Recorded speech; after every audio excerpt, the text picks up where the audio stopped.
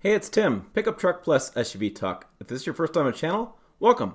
On this channel, you find truck and SUV news, reviews, and really interesting interviews like this one. If you click that thumbnail, you're going to be really rewarded today by watching this video. So if you subscribe, click the bell, and smash the like button, stick around because there's actually two parts to this video.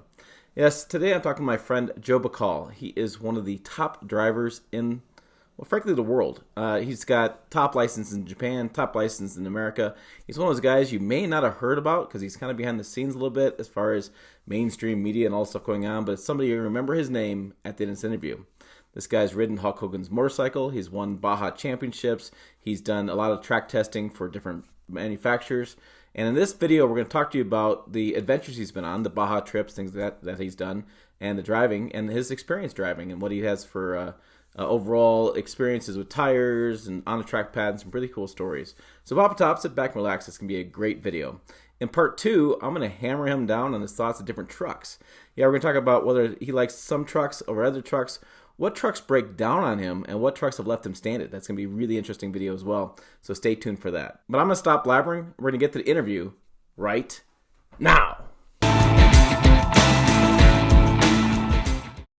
All right, so I'm joined by Joe Bacal. If you don't know Joe Bacal, you should. He's done a lot of test track driving, a lot of cool off-road driving. He's got a ton of experience. That'll be really cool to get him on the channel to discuss his test track driving, and we'll do another video about off-road kind of driving as well as experience there. So first of all, Joe, welcome to the program. Yeah, thanks, Tim. It's always good to be here. All right, so Joe, for those that don't know who you are, can you kind of give a synopsis of your past career, or your current career, I should say? You're not not retired yet. Yeah, no, I'm still going. Thanks, but I am getting older. But no, I've been fortunate to just have some amazing opportunities and experiences over the years, and I've started out actually working with GM and Nissan. I went over to Toyota for about 10 years, working in their suspension and tire vehicle dynamics group, I guess is the best way to put it. Went on from, I actually left corporate, went on to open up my own company and started racing full time for Lexus as a factory driver, and jumped in a trophy truck not too long ago. So just do some stunt work here and there. So it's really just been, the opportunities have kind of come my way, and I guess I've taken advantage of them, but very, very fortunate for sure. Yeah, that sounds pretty boring. No. No, it's not. It really can't. So let's dive into this. So how did you get started by being vehicle dynamics? I mean, that's a unique job that people think about. I guess I don't think consumers always think about this stuff, but there's a lot to it.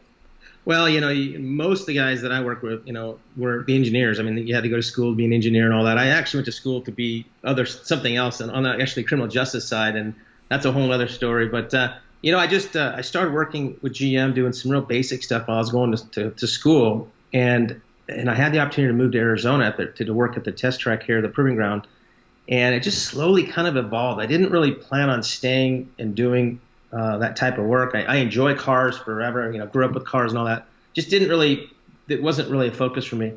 And then I started to do a lot of objective measurements, taking a lot of computer stuff in the car, accelerometers and things. And it just started to kind of evolved. And I got in with Nissan at that point, and my driving level started to come up. Went through some driver training and all kinds of stuff down there.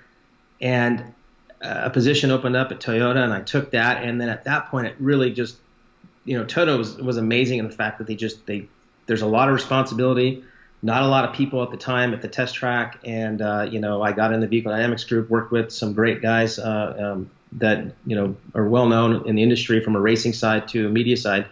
But just kind of dialed in my craft as an evaluator, and not everybody can do that. You have to be able to throw a car sideways at 70 miles an hour and then focus on what the car is doing.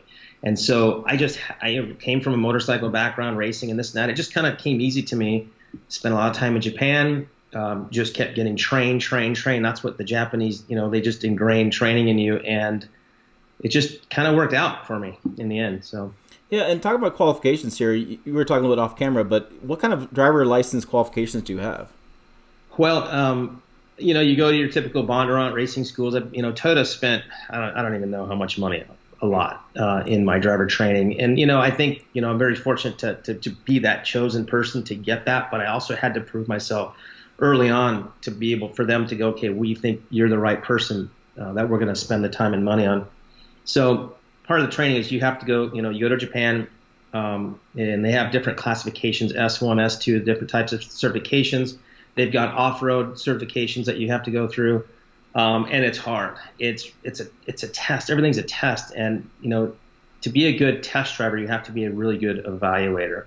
And so your driving is important, but what they do is they get you all leveled up on a high-level driving as an advanced driver, instructor, and really any type of driving, rally, all that. You got to be a really good driver. Then at that point, they start focusing on your evaluation.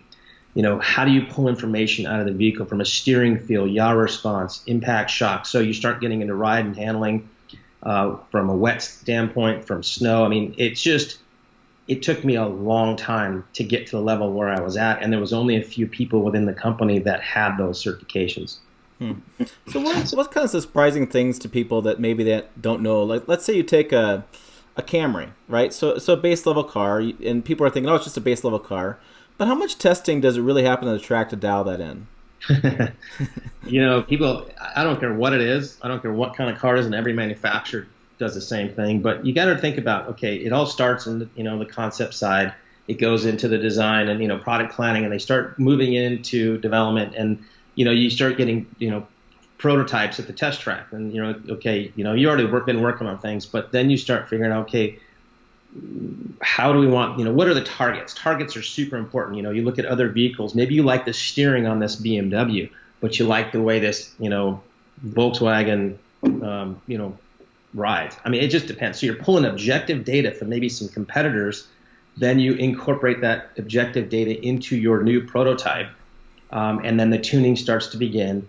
I'll give you an example, like suspension. Like Bilstein would come out for weeks at a time, and we're just running iteration after iteration, trying to find that the sweet spot, I guess is the best way to put it, from a ride and handling standpoint. You got to look at your targets. If you're doing a TRD off-road package, the off-road is important because it's your TRD off-road. I mean, that's what your target is. You're kind of focusing on that. But you start in the pavement, you get all your ride work done, all your handling done on the pavement, and then you move into the dirt. Because if you start in the dirt, if your balance isn't right, your spring rates aren't right, if your damping's off, it's a handful, right? Your front rear doesn't match. You've got big oversteer, overshoot, whatever it is. So you get everything dialed in the pavement, then you get into the dirt, and then you start to fine tune things, and then you start to focus on the targets that you've set, maybe 6 months earlier. And then same thing with tire development. We get all these different iterations of tires. And, let's say Michelin, for instance, they throw a prototype tire out your way. Every car that is developed on an OEM side, the tires, everything's developed at the same time, and it's developed for that car. So when people go, oh, I want to put this aftermarket tire on it, you can. It's probably going to be great or not. Like, you don't know, because There really isn't, OEM tire, you go to the dealership, you get that tire, you know exactly how that tire is going to perform because it's tuned for that car. You get an aftermarket tire, it's going to perform really well. Maybe stopping distance is really good, but maybe handling isn't. So, you're going to get trade-offs with an aftermarket. You just don't know what you're going to get. And that's what people always ask me that question. But does that kind of answer some of your questions? Yeah. So I had another question along that lines too, is like, if you're working, like you talked about Bilstein being out there for weeks, I think a lot of guys think you just do a couple laps on a track and you're done. Right? The car's tuned in. But how much are you tweaking little increments and driving it around and testing it?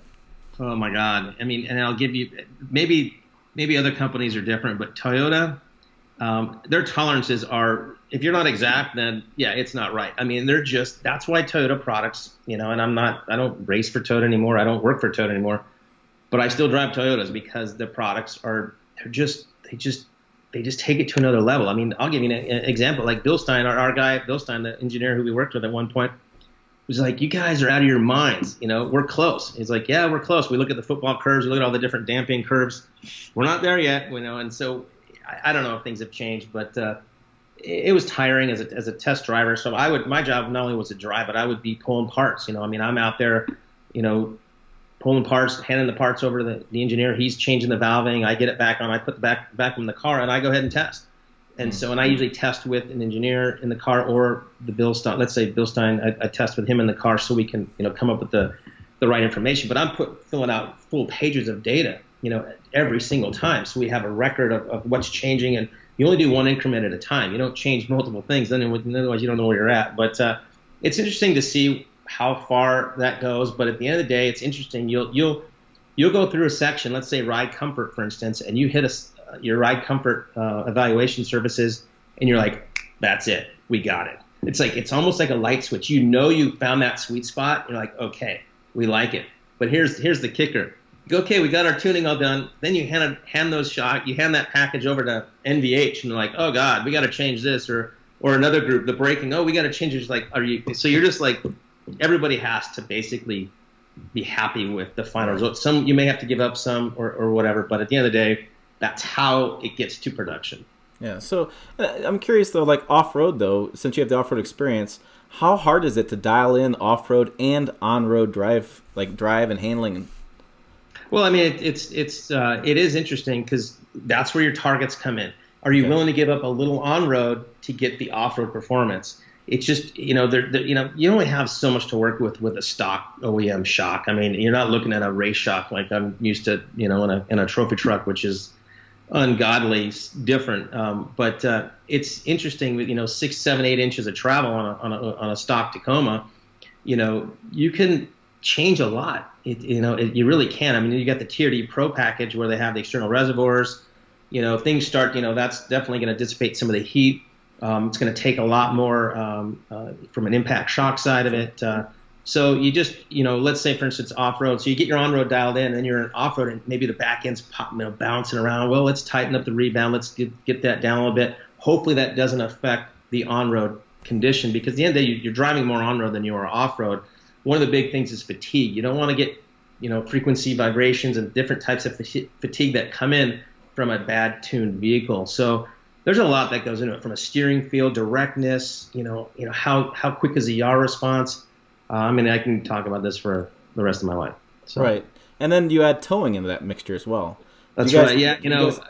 Fun little story. I don't know, maybe being the test driver you see on TV, that test driver guy, the dummy. Yeah, sometimes that would have been me, because I did some silly stuff. I mean, I'll give you an example. We would put GVW in a Tundra, GVW a trailer, 10,000, whatever it was, and I would do a circle, and like a 60 radius circle, and I'd go, and the engineer would hide behind a K-rail. This is a true story.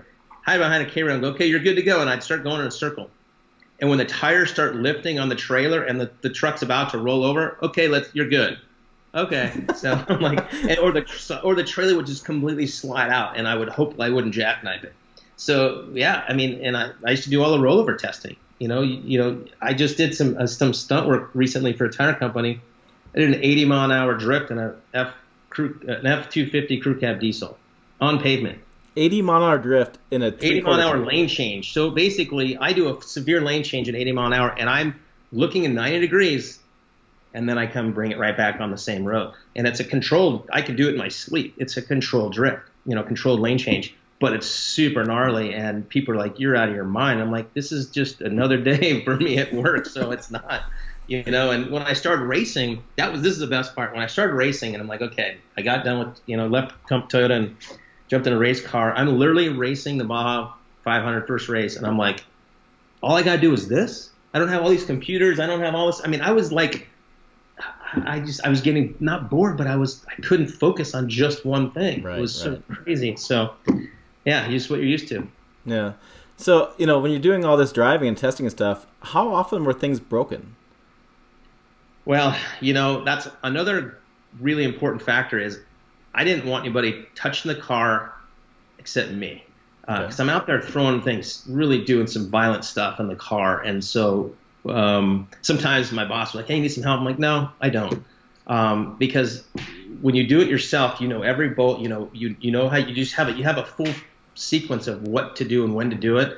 And if someone else comes in to put a tire on and they forget to tighten the tire because they're not in that mode, it doesn't work. The same thing with the racing. I prepped my own truck most of the time because I knew, you're going to get a lot more confidence, and you're going to go faster if your truck or vehicle's kind of been done. But I'd say, what have I broken? Gosh, we had some production or some fake wheels that looked like wheels, but they were actually plastic wheels. And Yeah, well, it was just a show wheel, but Oh, okay. the vehicle, this one vehicle dropped off the truck at the test track, and I looked at it, I'm like, those are the wrong wheels. I'm like, I've never seen those before. Just random, because they're going to have the president of Toyota come out and drive it the next day. So I call my guy at product planning. I'm like, hey, just curious, never seen those wheels before. Those new? And he goes, take a picture. And I took a picture, and he goes, don't drive the car. Those will break if you drive the car. Well, it's a good thing I called you, because the president would have drove on him tomorrow, the next day. So they, Oh, no. You know, so just, I can't really think of, there wasn't too many accidents out there. We had a couple little issues, little tippy, people tipped over and stuff, but you can get in trouble in a hurry if you don't know what you're doing. You just, it's just that simple. Sure.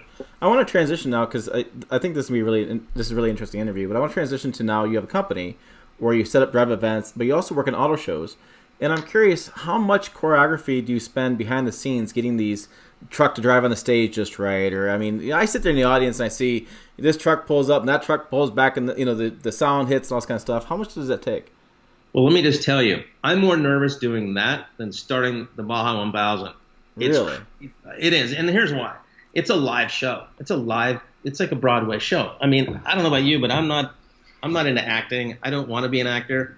So what you do is you practice. I've done a number of these reveals over the years, and some are global and some are super sketchy, and you got to have the right person in the car. And here's why. People are like, oh, I can drive that thing and hit the turn circle, no problem. Go ahead. First time out, I'm going to watch you hit it, because there's tricks behind it. It's crazy, and it's hard. It's really not easy to do. And for those who don't know, on the stage, so we do auto shows. If you've never seen this, so auto show, and the person comes out and talks for a second, and then unveil the vehicle, and then they have the stage set up, and they have these turn circles, and it's basically a circle of whatever steel, whatever they're using, that will spin the vehicle around. And it's useful for journalists, right? So you're sitting there, and the truck turns around the backside. You see the backside of it, whatever. But they choreograph all this stuff for, like, if they're doing multiple reveals, they'll do, like, different trim levels. They'll drive one up, and then they'll drive that one back, and the other one drives up, and this one moves over. I mean, you have a bunch of things going on. No, you have a lot of things going on. So let me back up. So the way it works is you get in there for rehearsal. You do like 3 or 4 days of rehearsal, and what you're doing is you're placing your vehicles, you're setting the lighting, you're setting your marks, and marks are important. I'll get back to that in a second. So you get all that stuff done, and you start doing your rehearsal. But what you have to do as a driver, especially if you're driving the hero car, is you've got to know the run of show. You got to understand that when the music comes on, when the person talks. Because if your IFB, if your earpiece fails right before, and it happens, you better know that show, because you still need to know when to go out, because you might not hear the director in your ear, but he's expecting you to still make the show happen. You got to make it happen. So people don't realize that there's a little bit of that stress. And then the other thing is, are the lights on? So you basically start the car, they'll say driver, or they'll say Joe, whatever, engine on. Because you don't want to have the car running when people are talking. So engine on, we're behind the scenes, and okay, engine on. We'll determine what lighting we want to have. So I'll set my lighting, and then the door will open, and then they'll say, Joe, and go, or whatever they decide to say. So I come out, I can't see anything because you guys are all flashing your cameras, and literally it's like I feel like a rock star, because you're like, oh my God, you can't see. It's crazy. Then they'll throw smoke in there because it looks cool, but they don't realize that we can't see that either. It doesn't help us. Your lighting. It's just you don't realize what's happening. And one thing as a driver, they don't. You'll notice this next time, because you won't watch them turn their head. They won't look for their marks. They're not going to. Oh no! It's straight face. Like I've seen. 100%. The whole car turns. Think about this, Tim. You've got to hit your marks without turning your head, right? How do you? And within an inch. So the way we do it is you have marks and you have double marks. You got backup marks, because when you set your first marks, and some will be on you'll have a piece of tape mark on a post, or maybe on a step. So I have one in front of me, I have one to the left of me. But I've learned you guys sometimes stand in front of it or on top of it, or you put your camera. So I come out, I'm like, are you kidding me? So my marks are so I've always learned to have double marks. But as you come out, you've done it a few times, so it, but you come out and you're nervous because it's a live show, but you get lined up going forward. Okay, I'm lined up. I know where I'm at, lined up. and the hard part's hitting the turn circle and getting it perfectly set up. But you literally, I have a tick mark on my inside of my door, and then I have a tick mark on my mirror that nobody can see. That's just on the inside of my mirror, and I line that mirror up to a piece of tape on the floor. Okay, so I come up, I know where I am forward, and as soon as I come up, and you can't kind of half-ass your way up it. You got to get on it and stop. And so I get up, and as soon as I get on it, I see it, with the corner of my eye, and I stop on it. The other thing we do is we take our mirrors, and the bottom of the mirror, you can adjust the mirror where the bottom of the mirror has like a little line, and you can take that line and match it to the rear of that turn circle. So when the lines, they'll actually just kind of overlap. So there's a couple different techniques. And then you wait till you do your turn circle, and then they go, okay, exit stage, right, or whatever, and you do your thing. It's hard, but let me touch on real quick on, I did that, the Kia Telluride at Detroit last year. Yep. And I was kind of working with a guy named Ely Barta, who's an amazing stunt guy and driver. He used me for that. And I had to choreograph 4 or 5 drivers, really a lot going on. And the best part about this, well, it actually wasn't the best part. 30 minutes before we go live, they cleaned the stage and cleared all my marks. Oh, man. I was like, that's a problem. And they're like, really? I'm like, yeah, your guy just took all my marks that I've been working with for the last 4 days off the stage.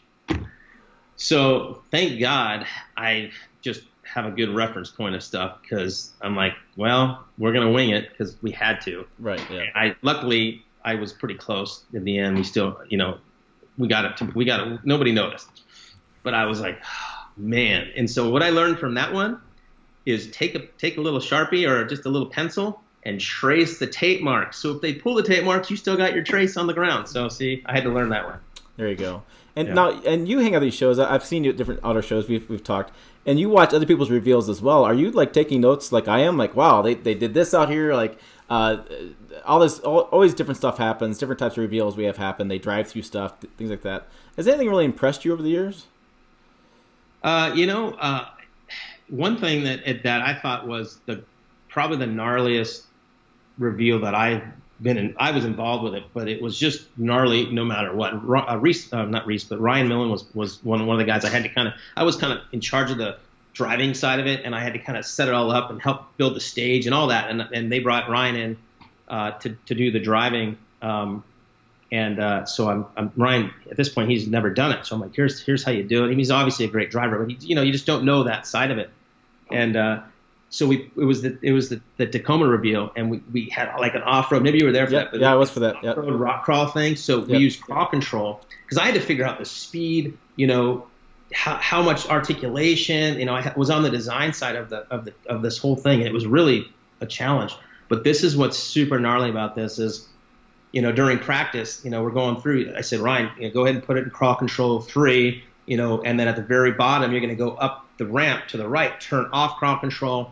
And this is the hard part. The stage is matte black. The roof is matte black. Everything's matte black. You have no reference points. You're driving in space. So I said, Ryan, you're not going to know when, you're not going to be able to see anything. So as you go down, you turn right. We had a tick mark on the steering wheel at 12 o'clock. We had one on the dash. So when you come down this little lip, turn the steering wheel, hit the tick mark so it lines up, and just let it flow. And when it straightens out, you're good. Because we stopped, and then he went up the ramp, this black ramp that went really pretty steep up the side. You have 12 inches on the left side. If you drop a wheel, you roll the truck off the stage. Don't do it. And he's like, that's gnarly. I'm like, it is. And so we practiced and got it figured out. And I was nervous, and it was not. And so that's the kind of stuff that can be interesting. Yeah, and if you don't know Ryan Millen, he's a pretty famous off-road racer. Was he with Toyota's team for a little while? I think he did the Sequoia TRD Pro commercial. He does all that stuff too. I mean, we raced in the Herbst Trophy truck. I saw him at SEMA when we qualified, and I've known Ryan for quite a few years. I raced the Lexus, he raced the RAV4, and he actually raced the FJ at one point. So we've crossed paths a bunch of times. So yeah, it's interesting with those reveals. Always from my aspect as a journalist, there's always smoke and mirrors and lots of cool stuff, and you get fired up for it. I mean, that's what the point of it is. But it's interesting to hear what went wrong, because we see so many that go so right, and you get that one that went wrong. I remember, I think it was the Tacoma one. It may have been the TRD. I think it was just a straight Tacoma one. One of your drivers, probably, I don't know if it was you or not, but had gotten out of the truck, and their sneakers, the sneaker caught the the hood latch release, because they hadn't finished the prototype yet and put the hood latch release into the under part of the plastic. It was just basically a cord just hanging out. One of his shoestrings caught that cord as he hopped out and popped the hood. Okay, so I was there. That was a Tacoma. That was what I just talked about. Yeah. So I'll tell you the backside of that if you want to hear good. it. Yeah, he's good. So that was Ryan Millen driving. Ryan puts his driving suit on and all this other stuff, and he's got his tennis shoes on because who's going to see it? No one's going to see your shoe. And we practiced a bunch. Everything was fine. And it's funny, I noticed that, but I didn't think about it. I'm like, yeah, there's a cable hanging, but I mean, who really cares? It just didn't seem like a big deal. He gets through. This is the actual show. He gets down. The reason it popped was he had to sit up on the window because he was waving to the crowd. Yes. Yep. Remember that? Yep. So I think it was one of the executives like, oh, hey, Ryan, why don't you jump, say hello to it. So he stepped out on the window, and when he stepped out, he pushed his foot down, which caught the cable on his shoe and popped the hood. But what's really interesting about it, if you really watched it, because I was like, oh, I noticed it right away. Because you heard the pop in the audience, you heard this pop, and you're like, yeah, sure, no, it for sure did, and you saw the gap. Yeah. On stage, as people were like clapping and stuff, one of the stage guys like just walked up and just slowly just popped it down, like super, like he was like super casual about it. I was like, that was good, but it was just, you never foresee that, like it just happened.